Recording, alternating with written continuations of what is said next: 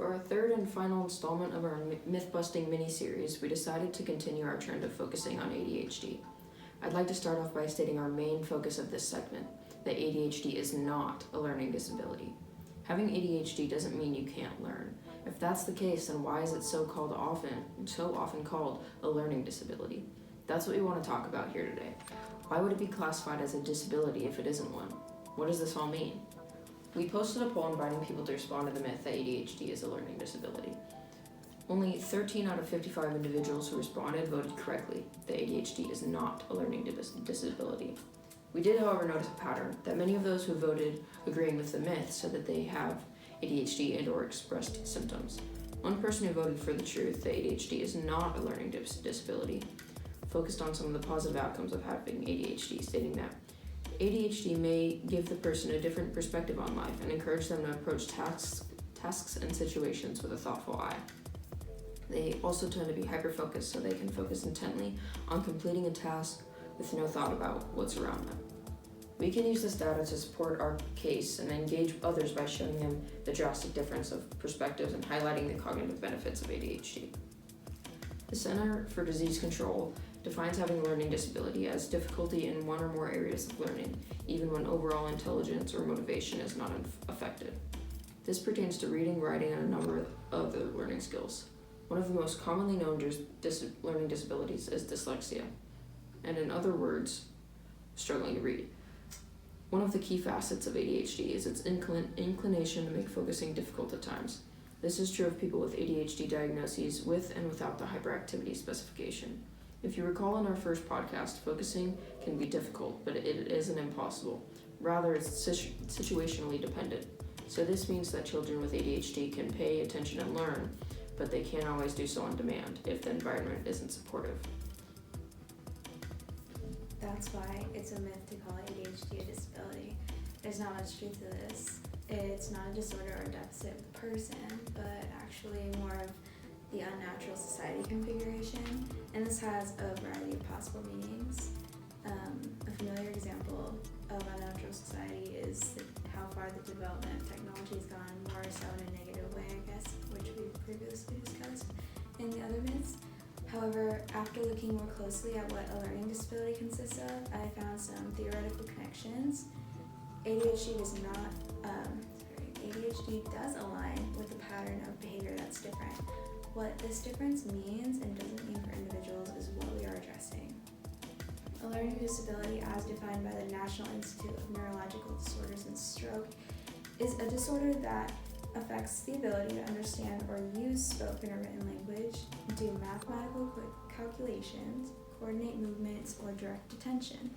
Other institutes, such as the National Institute for Health and Care Excellence, defined this as heterogeneous conditions defined by 3 core criteria. Lower intellectual ability, usually defined by IQ less than 70, significant impairment of social or adaptive functioning, and onset in childhood. Cognition utilizes a lot of metabolic energy. Our default is set to conserve the executive system of attention, which regulates our energy usage patterns with the help of a ton of brain signals. Attention is a system of executive function which we use every day to determine social skills, academic achievement, health, financial decisions, and more. A 2009 study determined that there were significant differences in cognition between neurotypical students, students with only ADHD or a learning disorder, and students who had both ADHD and a learning disorder. The study found decreasing performance on the testing measure respectively along the order of the subgroups I just listed. What this implies is that students with ADHD did perform differently than neurotypical students, but the students who showed the greatest difference were those with an additional diagnosis of an actual learning disability. Therefore, ADHD being an attention deficit hyperactive disorder, the kernel of truth behind the myth, sort of agreeing with it lies in the component of disorder.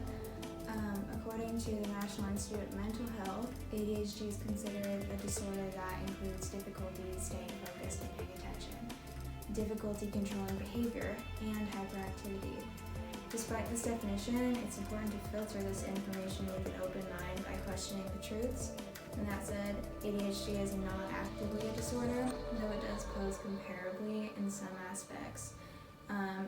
experiences will vary by individuals, of course, but such as the neurodivergent distinctions of focus, attention, impulse, and hyperactivity, similar to a learning disability. In reality, ADHD is not considered a learning disability, but research often indicates that individuals with ADHD also experience a specific learning disability, and that the two or multiple conditions can interact to make learning extremely challenging. And in other words, ADHD is known to be coupled with disorders or disabilities according to research patterns, but not as a direct result or with a direct correlation. And individuals with ADHD do not have compromised IQs. Their intelligence is sound and they can learn. ADHD symptoms can make learning in classrooms more challenging, not for intellectual reasons, but rather for situational reasons. Similar to some of our earlier episodes, ADHD's comorbidity with these disorders can cause confusion in how ADHD is perceived, in this case being misunderstood as being a learning disorder. Under the state of Oregon's requirements for the individual education plans used in schools under the IDEA Act, which Tabitha just told us about, ADHD alone does not qualify as a learning disability of its own. Ari will explain later why this is and the difference between learning disabilities and behavioral disorders such as ADHD. The same information from the state of Oregon suggests that a child who solely has ADHD may be eligible for a 504 plan that could include positive behavioral interventions or other accommodations deemed suitable for a child's particular needs. These are centered around ensuring a positive learning environment for the student and their classmates rather than IEP's purpose of helping students to understand the material. And this information is helpful in understanding the kernel of truth within the myth because it recognizes the complexities behind the truth, the lack of simplicity of ADHD, and the importance of seeking logical and accurate resources.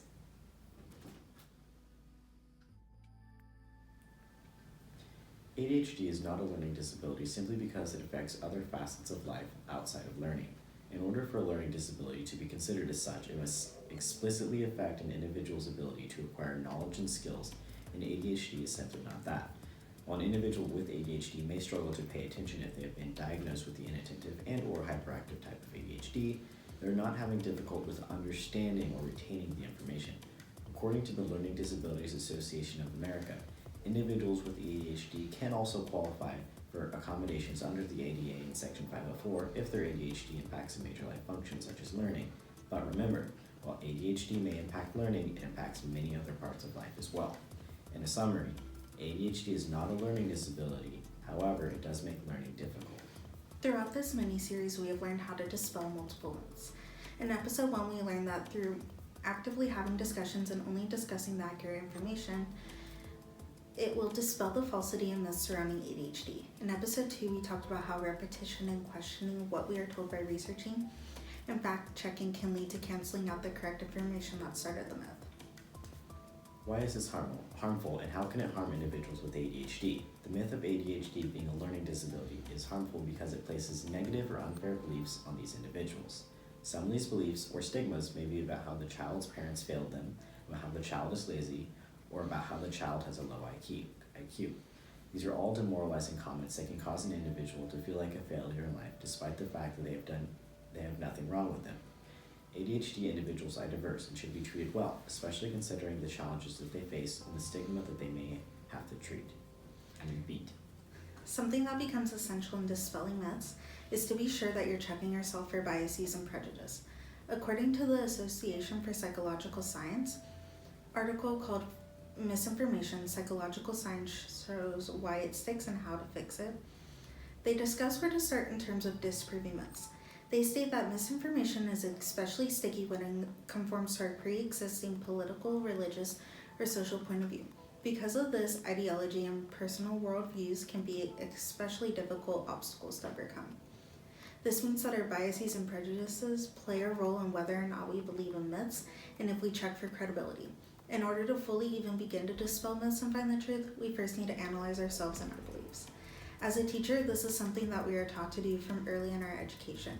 However, this is not the case for everyone. A lot of people are not able to see it for themselves or even believe that they have biases.